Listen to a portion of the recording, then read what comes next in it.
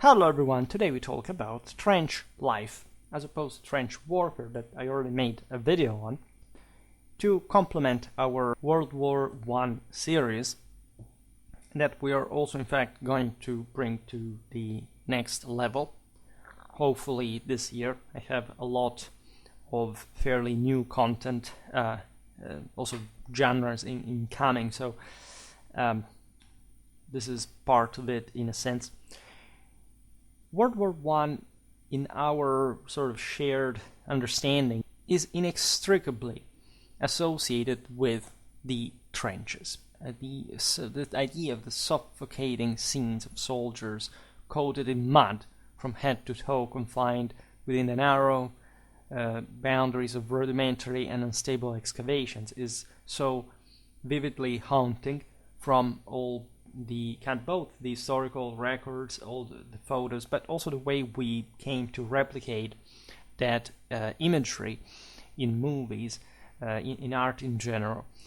Of course, we are interested on Schwerpunkt on sort of the military side of the story, so the logic laying under such arrangement, and so not much the horrid aspect of war per se. There is, of course, constitutively informing the moral force acting behind this dynamic that, again, we describe mostly in the video about trench warfare per se. But that in this sense should be understood as the fundamental reason behind the also our own perceivedly apparent unsustainability of such lifestyle from the soldiers that instead lived in these conditions for 4 years, right, without too many relevant alternatives to it, right? World War I was a bit movimented in the end and at the beginning as well, but in between, as we know, and especially on the Western Front, but of course not only, was the epitome of immobile warfare, so to say, in the mud of the trenches. We could speak volumes about this because there's just so much to look at in terms of stories, of evidence. It's such a widely documented war that had such characteristic as sort of the most, at least tactically, operationally apparent, and also obviously a strategically evident one in the same way.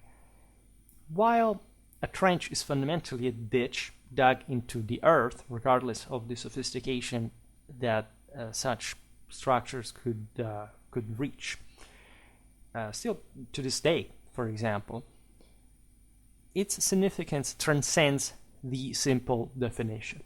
It's what I say in general to those people who think, war is about logistics, that there can be a deterministic handling of war by which you know the outcome from the start, etc.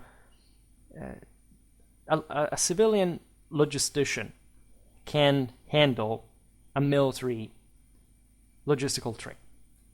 In the moment in which this, however, is commissioned by the military command in a specific fashion, equally a trench can be built by any civilian engineer who, however, will not have the palest idea of how to use it in a strategical sense, where to locate it, how to technically use it in a tactical sense as well, and so on.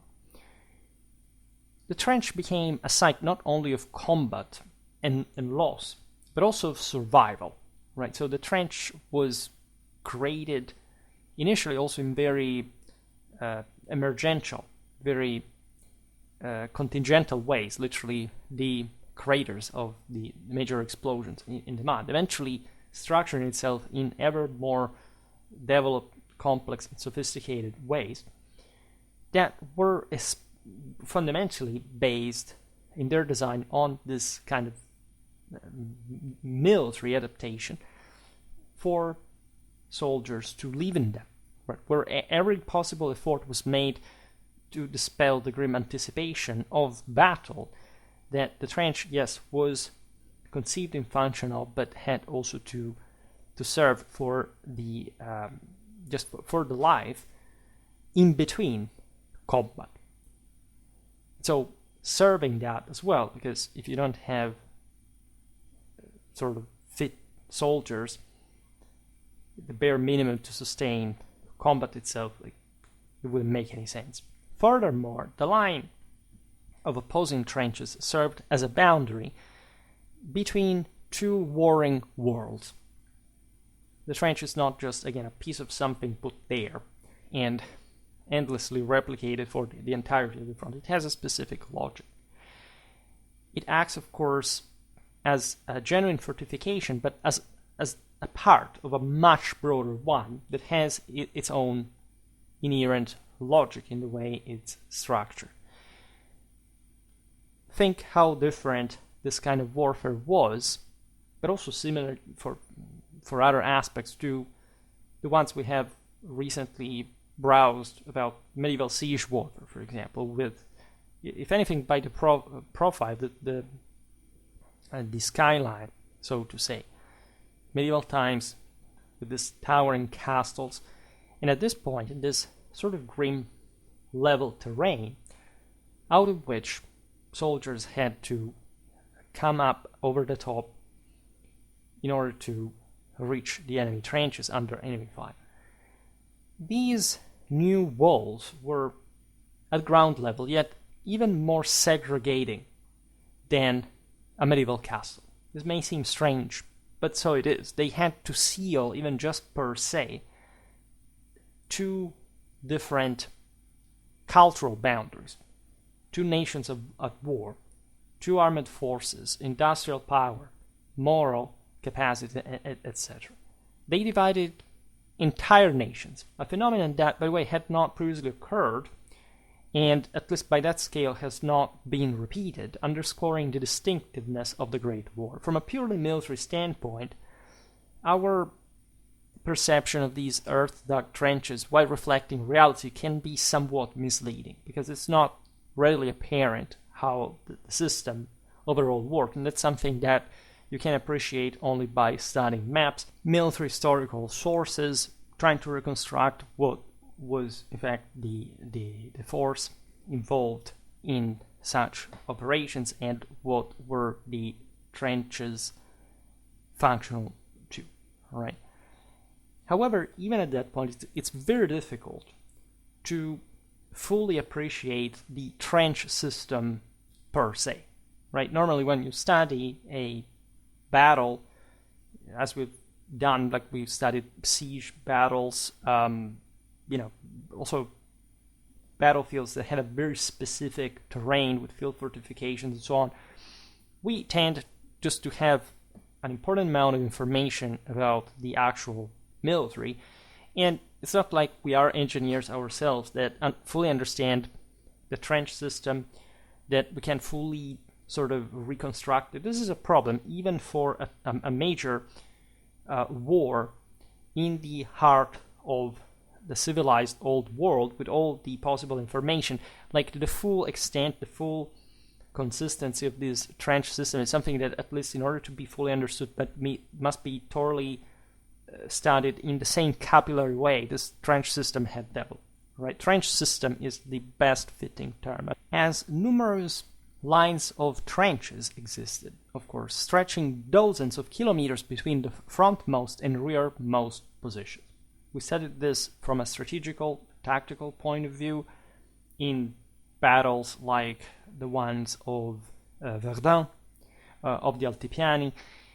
We will keep looking at this, observing, of course, this paradox, like of unprecedented shock force to break this kind of fortifications that are ever more sophisticated, against, in fact, the new means that the new breaching means that the same military culture had developed. But that, however, just by simply extending the depth of these trenches, sometimes even in makeshift ways, in emergential conditions at least, could be enough to block major offensives. we understand the mechanism of it. Again, today we would not specifically talk about that because I already discussed it in other videos, both in theory and practice, that is, looking at military theory and the actual battles involving this.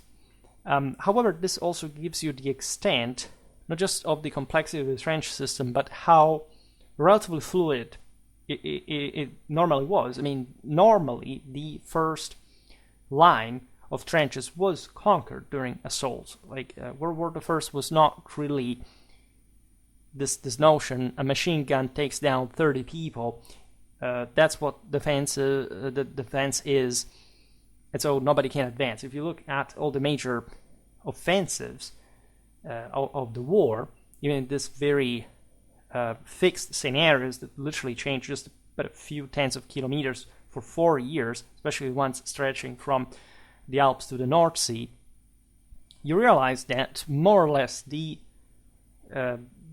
casualty ratio between the offensive and the defensive was more or less the same. Like the defensive normally had some greater advantage, but by scale, you don't have the equivalent of this proportion in a merely like FPS camping fashion, because that's not in fact what war is. War is a much bigger, more far-reaching mechanism, dynamic system that overwhelms the same trench lines.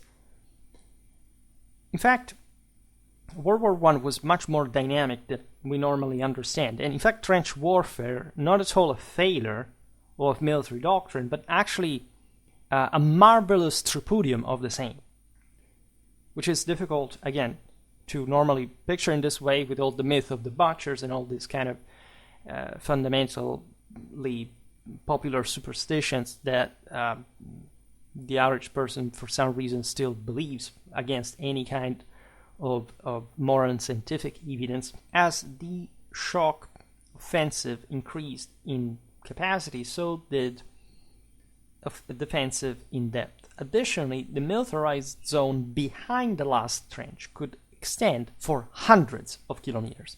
This is the other interesting aspect. It was sort of sanitized. The rare lines of this enormous system were further to be secured, to be patrolled with military police, checkpoints actively searching for deserters and forces of conscription, even in far-flung villages. It couldn't be simply approached, as it had to be scientifically and accurately managed in order to be at its most efficient. Vast supply depot lined the railway routes, cities were placed under strict martial law, and factories operated at an unprecedented rate to produce armaments, weapons, and other military necessities, to an unprecedented degree in the history of the war. When conditions allowed, and it did not always, the trench system would open into a series of outposts pushed deep into no man's land, the contested territory flanked by opposing fronts which consisted of isolated machine gun positions. This is interesting because, as you understand, a great part of the actual trench front, so to say, was not really that close to the enemy lines on the other side, right? It was these outposts mostly serving to monitor enemy movements that acted as the primary line of defense during offensives.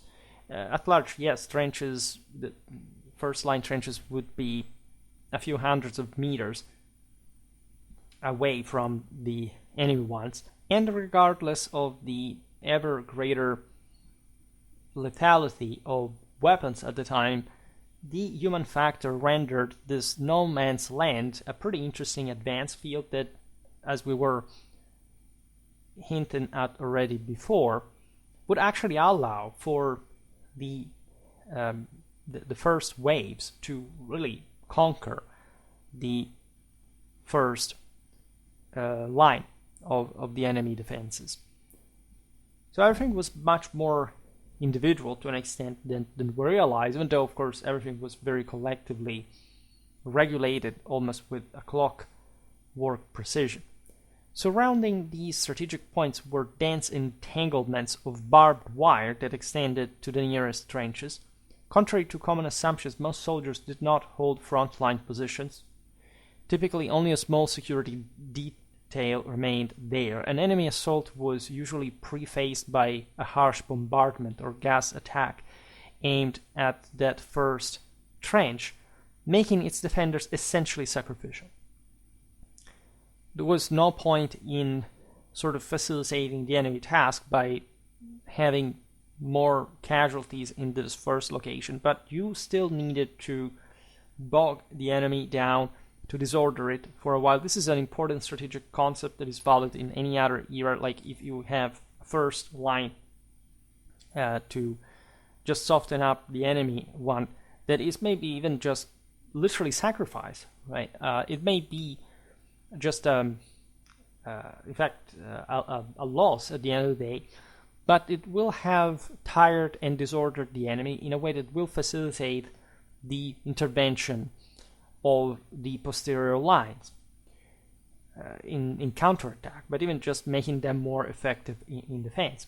We will see now that, of course, given the artillery barrages that normally crushed in the first, this very first line, sometimes without even needing infantry to storm them, if not by finding these shell-shocked troops, the posterior lines would remain more unscathed by the bombardment, and therefore it was much more difficult for the attackers to break them. And on the contrary, often the attackers were pushed back by counterattacks. That's how most troops were stationed in the subsequent trenches, or even further back, ensuring a degree of safety, although relative, of course, as long-range artillery could still target them, only moving to the front as required for either defense or attack. This was just a normal precaution, security measure. Nevertheless, intense combat occurred only in certain sectors of the front, while many other areas experienced military activities limited to skirmishes, sniper engagements, and raids aimed at capturing prisoners or strongholds. In many ways, it could be so random as it got. There was obviously a general principle of applying pressure on a specific section. The front could be very, very big, very long. At times, the defenses were so homogeneous that you had to push in that equally homogeneous fashion, but unavoidably, in some sectors, you would have sort of mixed results, less breakthroughs, and so it's obvious that wherever the defense sort of gave way, there the offensive would bring in more reserves, trying to consolidate those positions to properly think about the Stoßtruppen over the enemies from the rear, passing through in sort of very deep and rapid fashion. We will surely see this better in other videos because there are so many beautiful chapters. Think about Caporetto, Kobarit, where the Germans first enacted sort of the best display of the Stoßtruppen, but in many ways, many other countries, including the same Italy in the years before that, had actually practiced, tried, tested, experienced different tactics for specific breakthroughs. And this had, of course, a lot to do with the terrain as well, with, as we'll see now, which kind of troops were really defending that section of the defenses. Despite the anxiety resulting from this ongoing state of conflict, it did actually entail a lot of surprise, at least more than one would sort of deterministically think about these unbreakable defenses. Soldiers would found ways to mitigate the misery of trench life through small improvements. This is what we're looking at today. Adding niches for seating, which may seem strange, but literally, like at some point you wouldn't have them. You had to essentially create them your own, just as makeshift furniture. Building essentially livable, if not comfortable, in some cases, shelters, enhancing bedding, and even introducing flower pots to brighten the dreariness, essentially bringing even a piece of home as it would arrive through mail but mostly in the spirits, in the culture, in the traditions. This was a formidable effort, should never be forgotten, right? Reflecting the soldiers' longing for normalcy, attachment to life, and self-respect, even in a war that, contrary to the common vulgata, actually did entail a ferocious competition and aggressiveness and sort of hatred towards the opposing nations.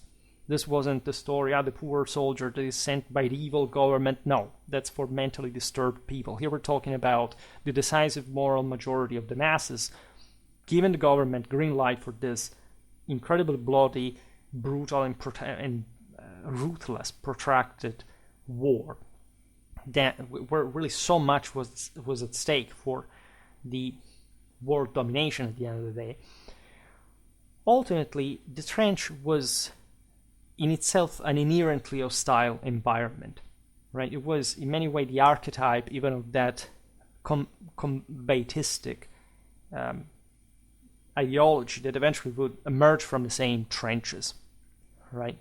The trench, there are some beautiful Freikorps quotes that I used in the video about the same Freikorps that really describe how the young blood of this European and actually global youth was called into the trenches that had in that sense such an enormously traditional function in military initiation, in kind of remolding the mindset of now essentially an a-traditional world that barely had anything left, at least, of traditional understanding, and in fact did even cause, outside of the trenches when the war was over, some kind of strange outcomes, right? The trench experience was very positive for many people, for civilization, etc. At the same time, there was a dysfunctional part of it, the people that fundamentally couldn't handle that,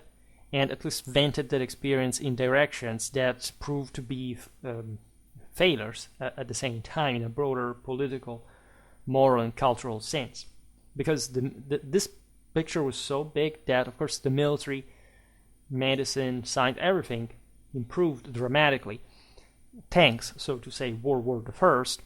However, the individual, especially the final rank soldier, would not quite be able to grasp the entire picture. This is a great problem of tradition, especially one that was pushing towards ever more sort of mass nationalistic and or socialistic movements that were even more distracting from the original centrality of tradition, and actually also what that element of national and social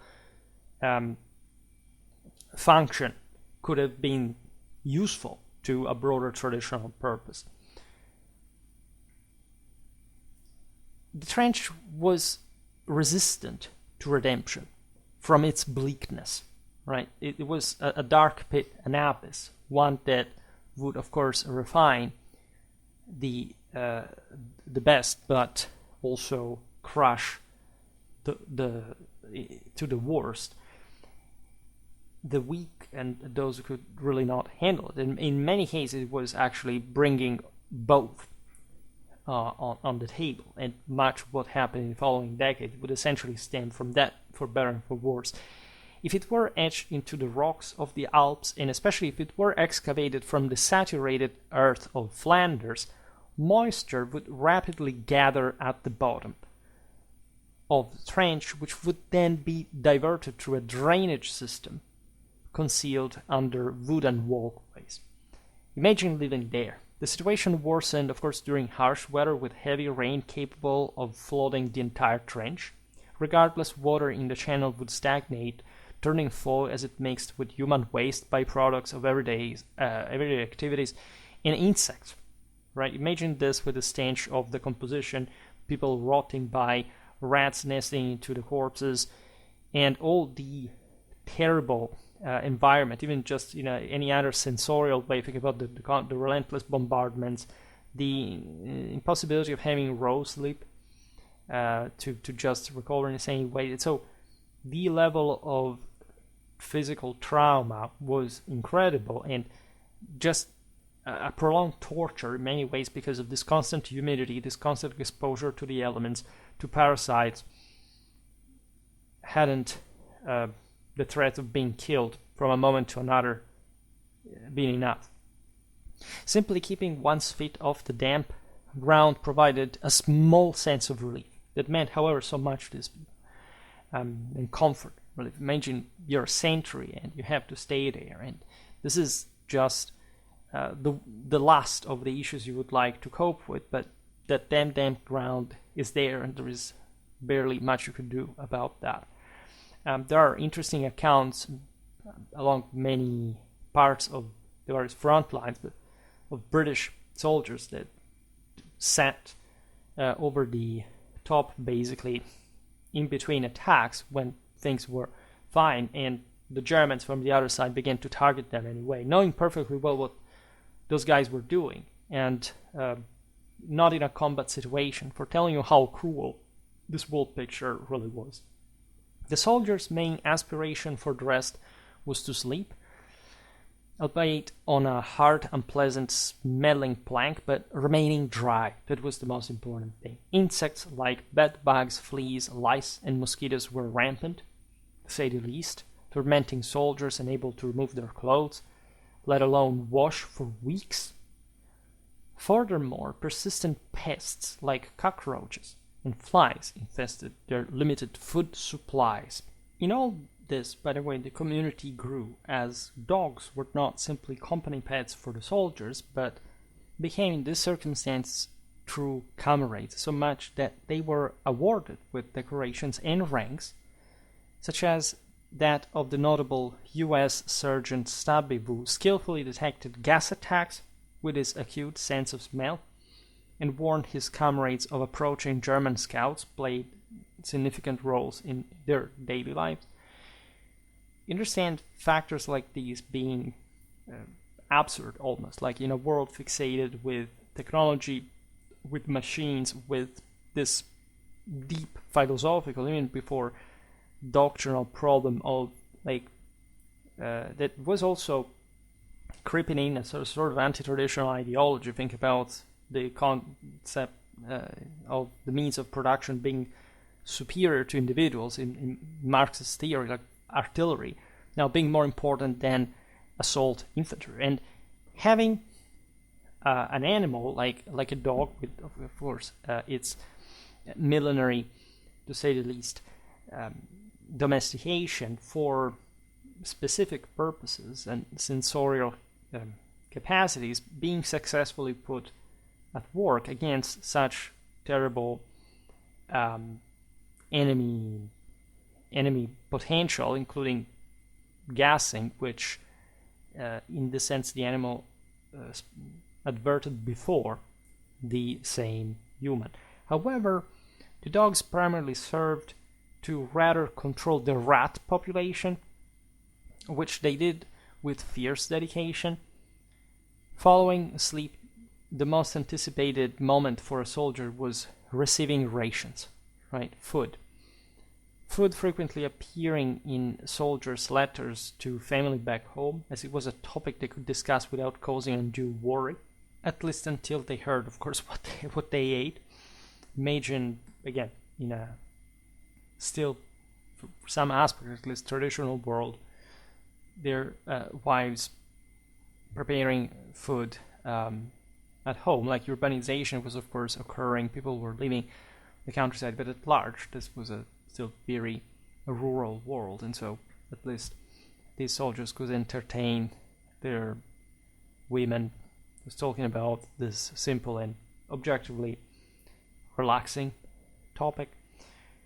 Needless to say, the quality of food was lacking, yet the caloric intake was actually adequate to support the soldiers through their demanding tasks, right, ranging from 3,500 to 4,000 calories daily, mostly from carbohydrates, as you can imagine, such as bread, biscuits, pasta, rice, dried fruit, and limited sugar.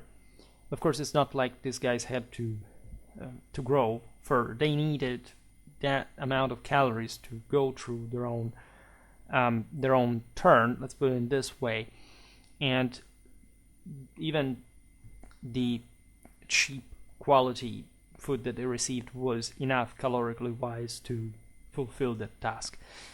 As you can understand, meat was rare instead, whether preserved or cooked. In fresh produce like fruits and vegetables was nearly non-existent. We talked about the Schweinmacht in Germany during World War I. Meat was costly from an industrial point of view, let's put it in this way, and there were also broader issues, including the fact that they decided to put down pigs to allow to produce more potatoes, because pigs ate potatoes. Instead, because of the lack of pigs, there was not enough a way to fertilize the terrain, and so less potatoes were grown, and so there was a famine that killed really lots of people in Germany at this point, exactly because of this sort of weird calculation that, by the way, tells you how sort of desperate the home front situation really was.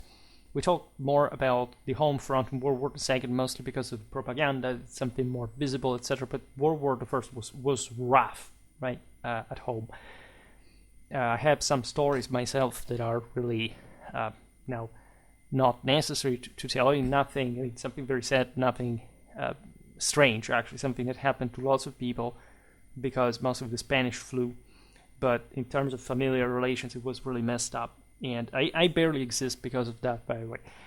Challenges in food supply within the Italian trenches arose from the varied eating habits of the many populations recently unified in the young kingdom, along with the logistical difficulties associated with ration preparation and distribution. Centralized kitchens, often located dozens of kilometers from the front lines, cooked the food, which was then stored in large metal containers before starting its lengthy journey to the soldiers' mess kits. Supply convoys frequently came under enemy artillery fire. Imagine, all these pieces of pasta flying away, aimed at destroying them, or in fact delaying delivery, leaving soldiers uncertain, by the way, of when they would receive their next meal. By the way, now that I think about it, I have stories from rations in my ancestry as well, which are kind of interesting, that I can say. My great-grandfather was very big. Actually, I look more like him than any other in the family, and for this reason, he, during the marches, would take on his comrade on his back, like transporting him in exchange of his ration. I don't know what this guy ate, otherwise he would have found something else. However, my great-grandfather was exploited in this way. He was in the telegraphists, but they still saw action. This stuff is very general across the world. Like, in the best conditions, the food had already cooled down by the time it arrived, which is yet another interesting aspect, necessitating reheating before consumption. The desire for hot meals was so palpable among the soldiers that those who would reheat the food on a field stove prior to eating. This arduous journey inevitably spoiled some food items. For instance, rice soup could become an unappetizing mush and fit for taste after perhaps half a day of travel and handling. For soldiers hailing from places like, southern Italy's rural areas, just to be extreme, the introduction of rice was jarring, evoking a lasting aversion. In southern Italy, rice was considered a luxury food item used in elaborate dishes such as Neapolitan sartù of the elite, and it was thus virtually unknown to the impoverished majority. Just think about it, we're talking about an industrial mass society in the early 20th century, when the world is already global in many ways, but these people would have not sort of even seen or appreciated rice to begin with.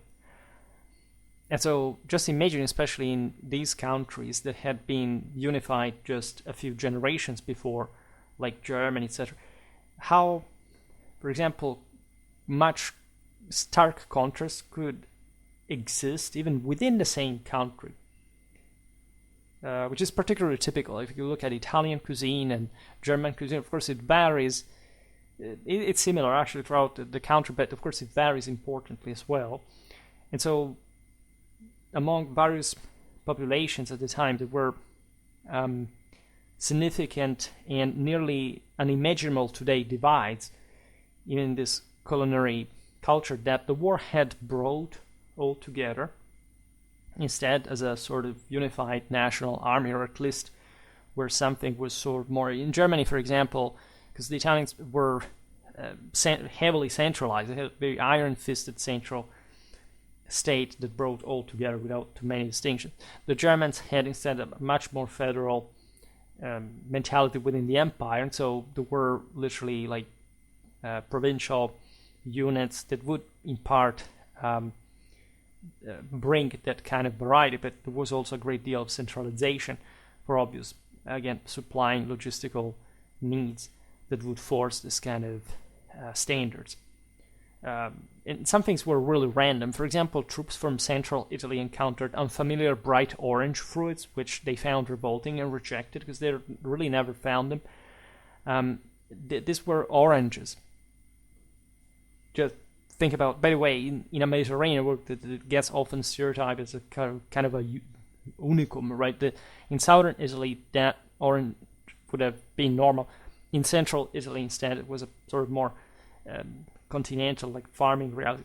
It was kind of a completely different thing. They had never seen the oranges before and bit into while still peeling them. These are kind of very interesting things. And there were other interesting and profound culinary habits changes. Italy is interesting because of the stereotypes. For example, think about coffee for breakfast, right? It's seemingly a very Italian thing. Well, this is a thing that was born during World War I, right? This happened. Although Venice, for example, if we go back in history, saw the opening of the first coffee establishment serving this beverage from the Americas in 1645. Initially coffee was everywhere in Europe an elite beverage. Eventually it became sort of everybody's and sort of just a sort of drug, right? And still, by the Great War, coffee was not that popular in Italy. It's a very recent thing. It was largely a drink enjoyed by the bourgeoisie, if anything, at that point, not by the general populace in a barely industrialized and overwhelmingly peasant country. However, the demands of war necessitated alert soldiers who needed to stay awake, especially after long nights spent shivering in the cold and damp. And so, in that Italian case, again, the soldiers would receive a daily ration of 8 grams of coffee to literally keep them awake, just over the 7 grams typically used today for espresso, for example. But following the setback at Caporetto in 1970, we'll talk about that. And this amount rose to 20 grams per day, measuring the amount of coffee you get in order to pump up. Of course, we don't talk here about other more potent types of drugs that at some point would be used here. For example, we made a video about the Battle of the Altipiani Strafexpedition. It was clear that the soldiers stationed in the mountains, in the Alps, along Monte Grappa, for example, needed stronger stimulants, and in that case, alcohol was the ubiquitous answer from both sides of the trenches. But also, again, after Caporetto in 1917, on the Piave line of defense, where the Italians held out in a fanatically successful way, by the way, coffee did play a part. It may sound weird, but it's one of the many anecdotes of World War I. Another crucial activity that soldiers participated in during breaks from combat was writing and reading, particularly letters. We saw it before. Throughout the war years, roughly 4 billion letters and postcards were exchanged, mostly between the trenches and the home. Now consider that still a large portion of Europeans at this time was incapable of reading or even signing their own names, right? But the need for communication was so pressing and often challenging that they even learned how to read in that way. This was yet another big thing. An unprecedentedly large amount of people was gathered together from vast areas of Europe, which unavoidably brought to a greater level of interaction. As you know, also political associationism, this was a great problem as far as, for example, socialism and anti-war propaganda, that to an extent opposed, significantly opposed the war itself. There was always like a counter culture behind it. Nothing ever changes, really. In history, there's always someone rolling backward and so on. But also, like, this would bring people into the 20th century in many ways, in all the broader cultural, civilizational, technological sense. People learned to confront with people that they had never seen before, right? We lived not just the next town, but from the other side of their own country. It was really something unusual. There had been means to try to blend the national identity in, because of a world, again, that up to the previous century had remained purely medieval, right? Had lived in the ancien regime, and much of which still did by some extent, and that now was essentially participating into a world war where that world was really in front of their eyes in combat, all right, with, I don't know, foreign units, colonial troops, and enemy prisoners, deserters. I will not digress on the usual story, the Christmas break, all those stories, like they threw the chocolate to one another instead of grenades and so on. This happened pretty much all across the board, but this didn't mean that they wouldn't kill each other still, and not just because somebody was pointing a rifle bayonet at their backs, right? It was just part of the game, right? People were interested in each other for different reasons that were still highly competitive and aiming to make order out of chaos to a degree. You have many facets of this. Military chaplains largely filled the role of scribes, as writing home or having letters read was akin to a confession. Hearing from your loved ones for the last time before the assault. That's something that you really need, even just as a spiritual settlement before almost certain death in certain circumstances. Allowing, by the way, the typically reserved soldiers to share their intimate thoughts, and therefore to conceive themselves in ways that they would have probably never thought under those circumstances. And for those who survived, coming home with a different mind, this I think is particularly relevant. The world was already changing as far as that was concerned fast, but of course the war brutally accelerated this phenomenon.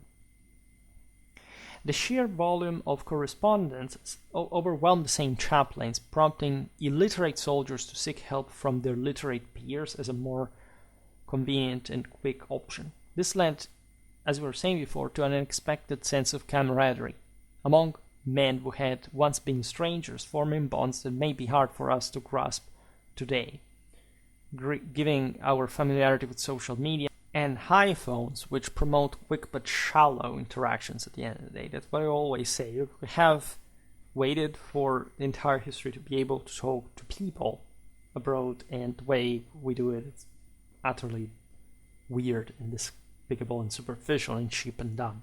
Right? Seek for meaningful connections. Marry, have children. Hopefully, if you are, an effective vessel of tradition, especially. Now, the literate friend became thus a confidant and a counselor, feeling a deep sense of responsibility for this new relationship while empathizing with the illiterate soldier's struggles, which was also a social plague at the time in many countries, however helping this. These connections emerged from necessity in the cramped quarters of the trenches, symbolizing the first significant moment of national unity and grassroots understanding amid the chaos. Additionally, military chaplains and educated soldiers took it upon themselves to teach reading and writing informally, as we've seen. The trenches thus transformed into makeshift classrooms, with simple wooden pieces as writing tools, the ground serving as notebooks, and walls of dirt acting as blackboards. Educated soldiers also played a vital role in the entertaining and informing of their comrades. Consider the role of officers that, of course, were just more educated, and so having this leadership role that could at times entail such more didactic behavior. This is really important. You know that war to break out like this, like in the general draft, like if you are more literate, you have more titles, you get higher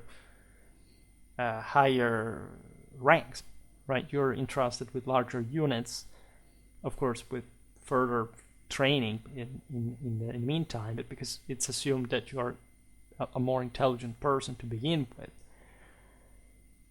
So at the time, would work in the same ways. Equally, group readings of newspapers and books transcended mere pastimes. They served as a catalyst for a collective awareness in a nation whose individuals typically viewed the world through a narrow lens of propaganda, of general motivation, of national perspective, political commitment given their military life. There are very interesting interviews from people who participated in the Great War, including those who were disappointed at the news that the same war had ended, because now being a soldier was all they had learned to be.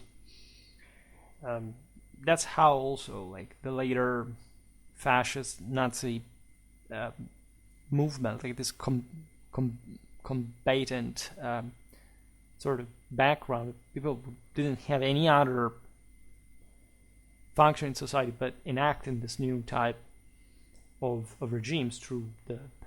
Also think about the Soviet threat, the worker strikes, the attempts of making revolution. This, as we've seen with the Freikorps, were the best people to put down the attempts of instaurating Soviets in these countries. We often sort of, where did, fascism or Nazism stem from? In many ways, of course, it was a pretty wide background from which it would stem from historically. But in the moment, the main threat was truly seen in Bolshevism and in the declared intention to establish Soviets in Germany, in Italy, and I made a video about, by the way, Poland, that had a different history. They weren't fascist, they had just an authoritarian regime, but they stood their ground for basically all the rest of Europe against the Bolsheviks that intended, because at that point, had Poland been taken down, Germany did not exist militarily wise anymore. Nobody knows how it would have ended. Thus, this militarization was actually quite useful in many ways. Engrossed in novels or energized by participating in discussions sparked by newspapers' articles, soldiers in the trenches experienced a cultural awakening to some degree, becoming more politically aware. Also and especially because they were pretty much concerned about themselves, why they were there, what was going on. Many of these countries were, for example, forced. They didn't even technically exist. I mean, we just mentioned Poland at that point. It did not exist on the map politically, but it was plenty of Poles that served in different fronts. The same goes for, think about the Austro-Hungarian Empire, the greater example, multi-national demic pool there. And so on.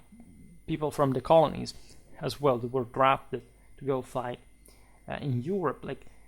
There was a true global awareness rising that was really unprecedented. It came all with a specific feeling of direct participation, of actual capacity to make a choice, even just by bearing arms and fighting for this or that cause. As I was saying before, these people had not gone toward not knowing what was at stake. They didn't really have a sort of zero awareness of what was going on. They knew perfectly well, and actually they hated a great deal the other nations. That's the premise on which the same war was fought, what could be fought to begin with. But over time, the whole situation refined, and it's not like there was in fact an awareness that people from the other side were somehow similar in many ways, also from a social point of view, or there was also a European awareness already, which is quite interesting and shouldn't be forgotten. But of course the nationalistic one was prevalent, also countered again by the socialistic one, blending even at some level.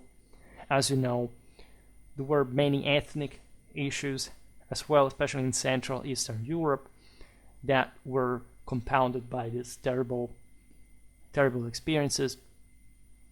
Although military units were expected to rotate to the front lines every 3 or 6 weeks to just recover this incredibly stressful and traumatic combat rhythms, actual conditions often disrupted these plans, which of course was not good, either due to a shortage of reserves or because the enemy blocked troops' movements.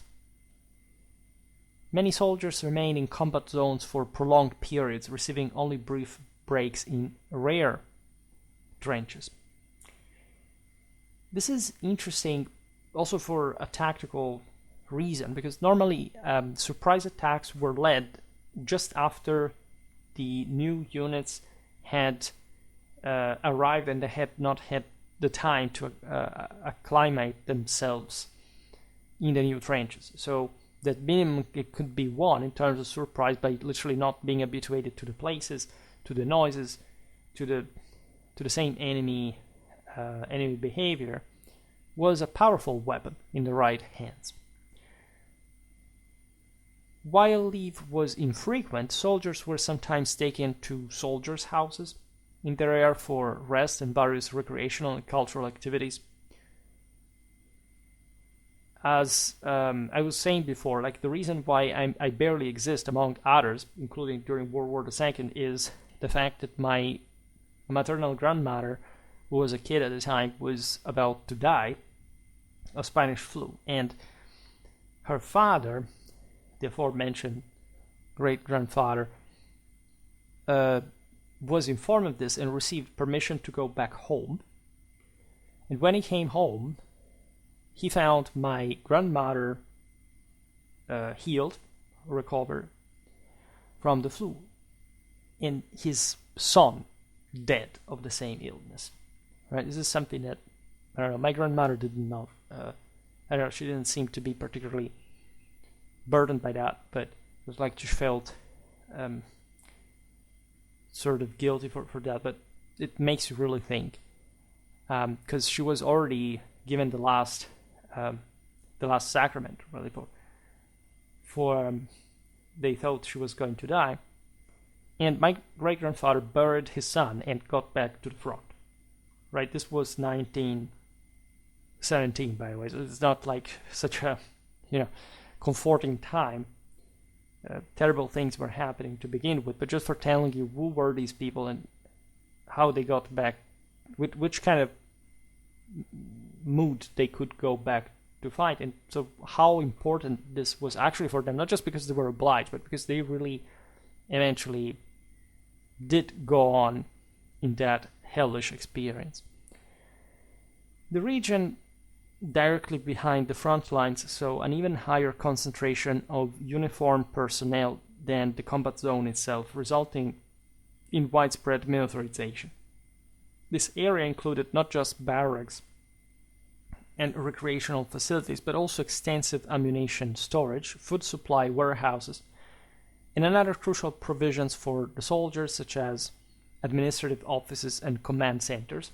My paternal great grandfather, of course we're talking of the two here, I treat them as singulars, but this is just because I know relatively less anecdotes about the other branches.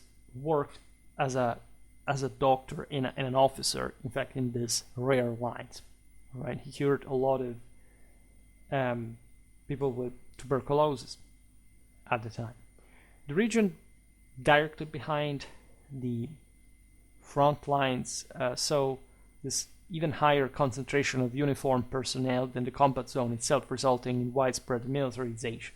As we were saying before, home front was pretty much stressed as well. Once tranquil ballets were radically altered, with civilian life entirely subordinated to military demands.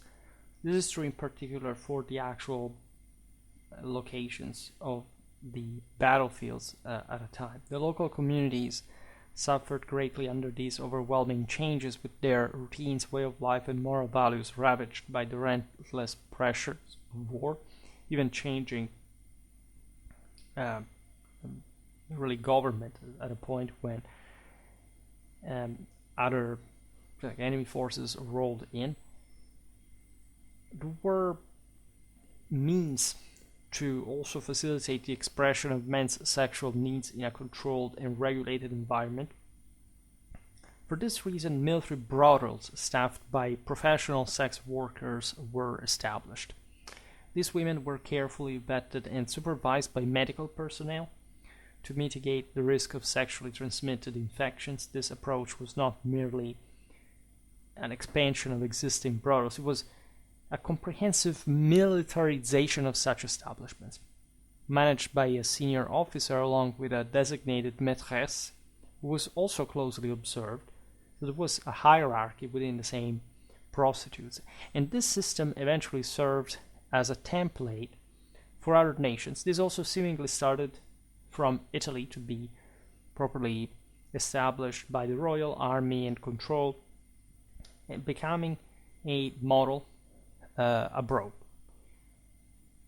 This is also interesting, and so naturally there were issues with this because we're talking about deeply Christian realities, where, however, prostitution had also always existed in the same way. The point here was, was it more or less accepted in a formal public sense? Well, the hierarchical structure of the military led to a distinction among houses of ill repute, so to say, for officers, and a separate category for non-commissioned officers and enlisted personnel. Of course, the officers had the better company. The latter found themselves instead relegated to the non-commissioned officers and the enlisted personnel, to the most appalling and wretched establishments where prostitutes were compelled to serve as numerous soldiers in rapid succession. So imagine even, in fact, the issues stemming from that. Now, in contrast, the brothels designated for officers resemble tea houses, or the typical houses of ill repute found in urban settings. Despite persistent objections from clergy and Christian politicians regarding this degrading situation, their protests were futile. The military brothel, for example, we're talking about the Battle of the Altipiani di Schwerpunkt. We said how advanced the Italians were in this field.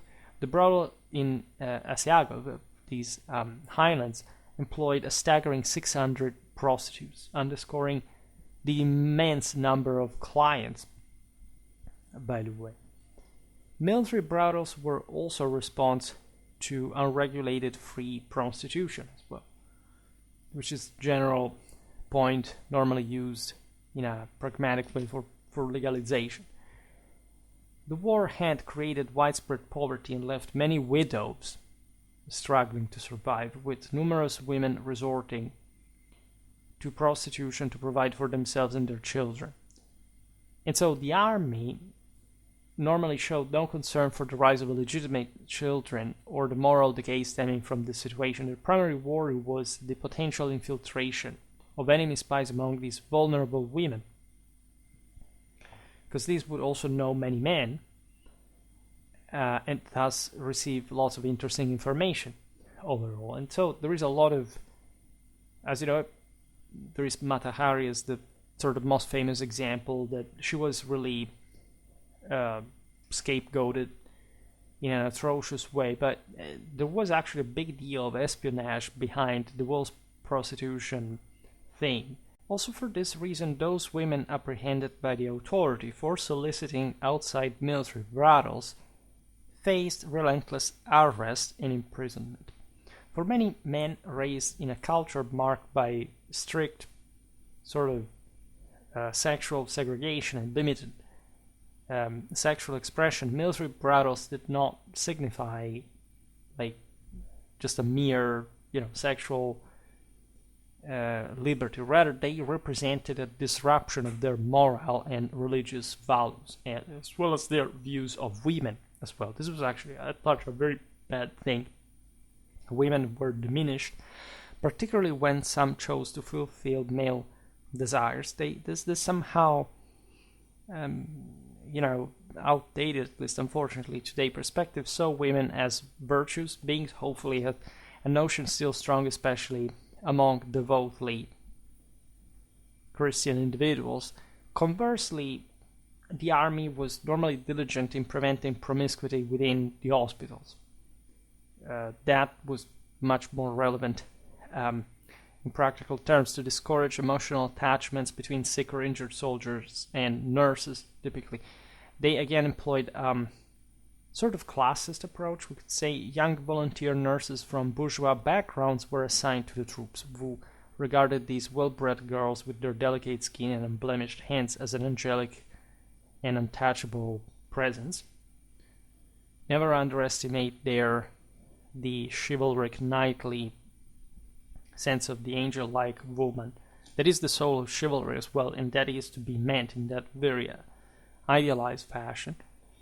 You have all these interesting stories that we could discuss. In any case, throughout the war, approximately 100 soldiers' homes were established, for example, across the Italian front. This initiative was spearheaded by the Catholic Church, which was genuinely concerned that soldiers could spend their leisure time engaging in morally questionable activities, such as drinking or visiting houses of ill repute.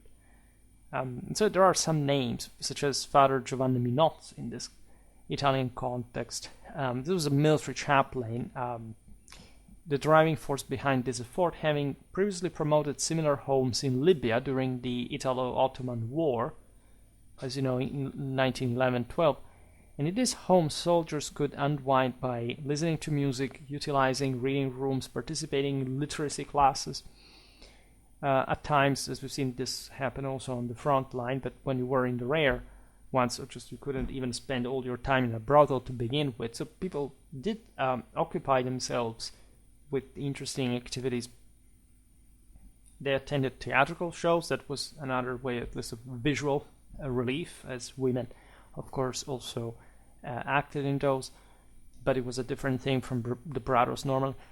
There is, in fact, that very famous cinema scene in Paths of Glory with Kirk Douglas when the girl, by the way, would become Kubrick's own wife, if I'm not wrong, sings in front of the troops in the movie. And these guys, you probably watched the scene, it's so famous.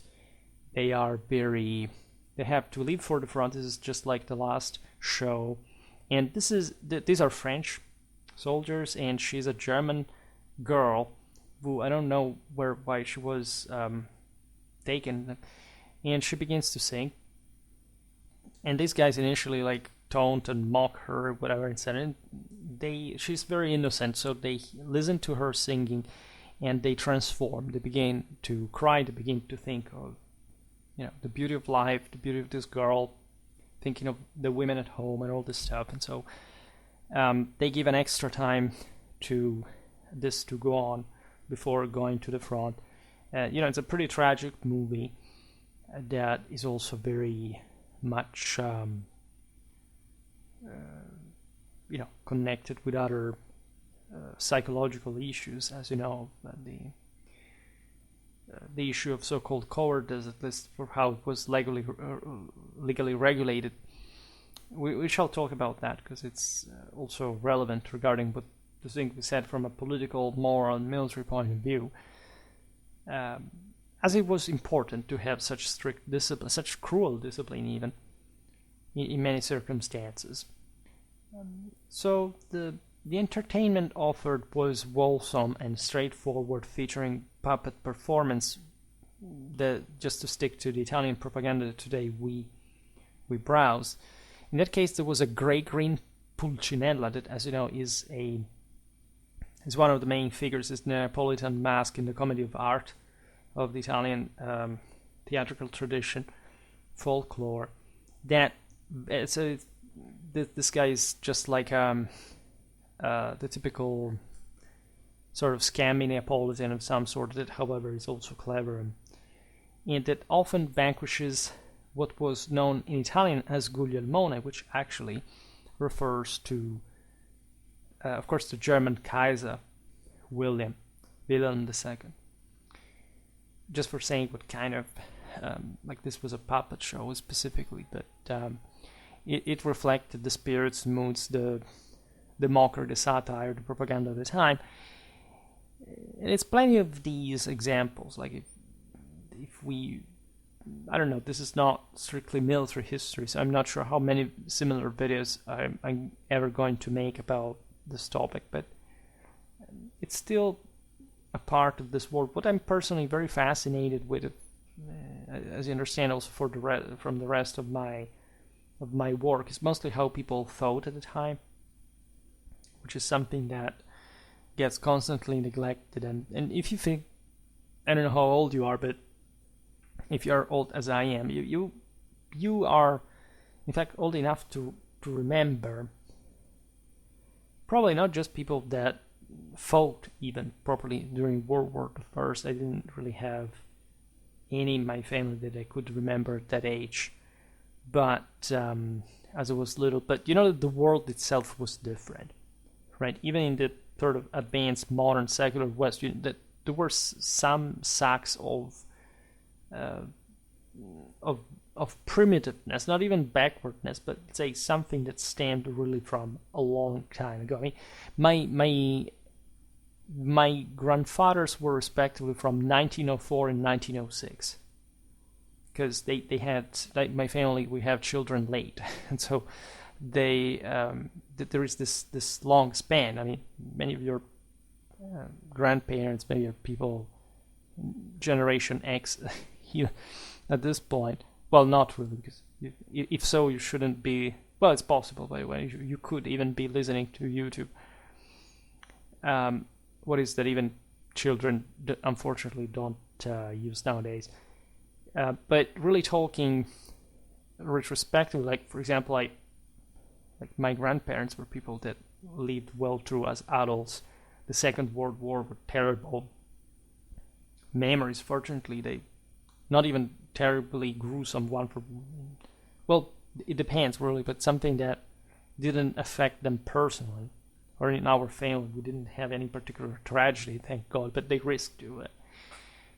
And there were kids, at least my grandfathers, also partly my maternal grandmother. Yes, she was from 1909, so you can imagine she was just a kid, like she wouldn't even clearly remember. But those were times that really. And people, really, this is the point why I bring family up now, is that you knew them, and these were the same people who lived at the time, which is crazy. Really, it's literally another world. It's something almost unbelievable in the possibility that it even existed. And so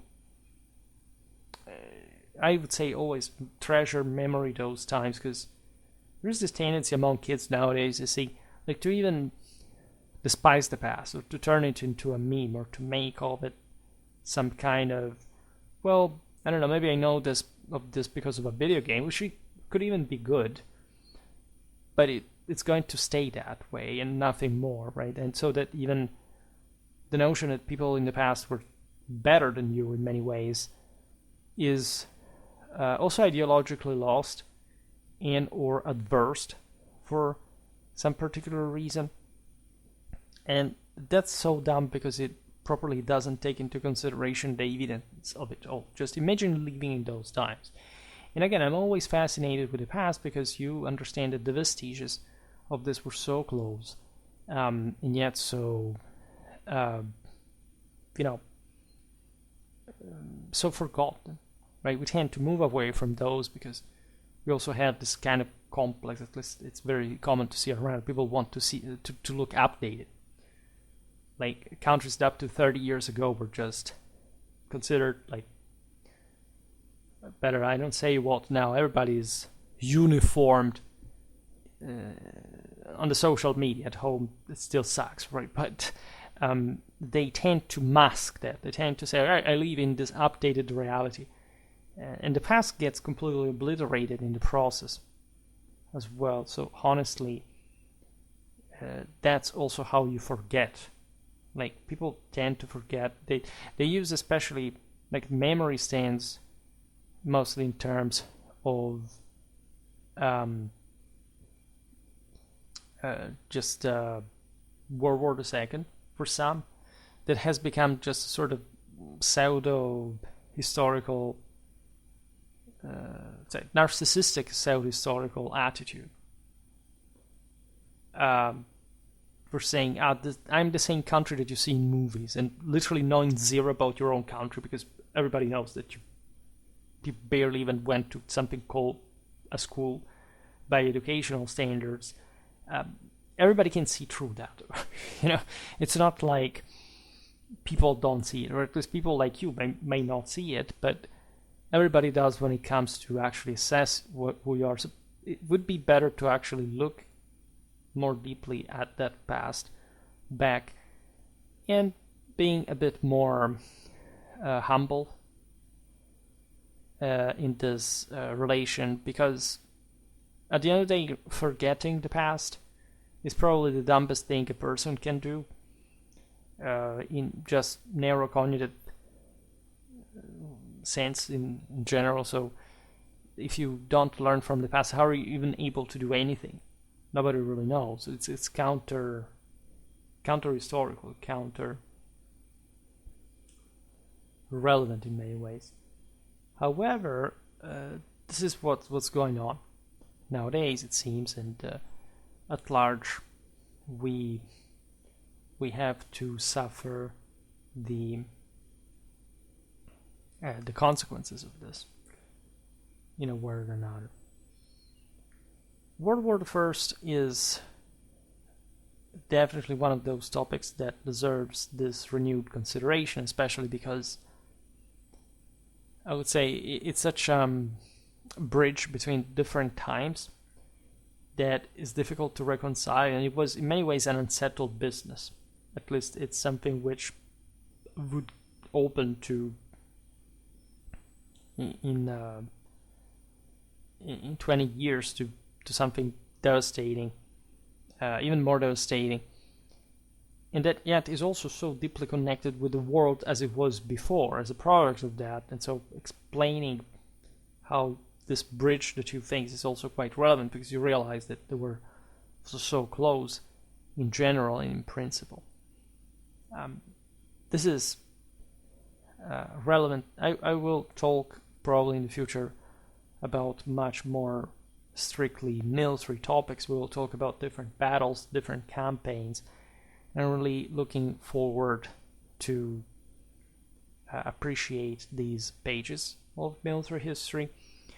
We have really to come back a bit more on early modern warfare, because I already made lots of videos. Of course, we should make a bit more about this more contemporary warfare to be more updated and to have a clearer picture. But we also are at a point in the so-called cycle that probably new branches will have to be inserted, because some are exhausting, and probably there's going to be more so basic modern and contemporary history, which I think is pretty appropriate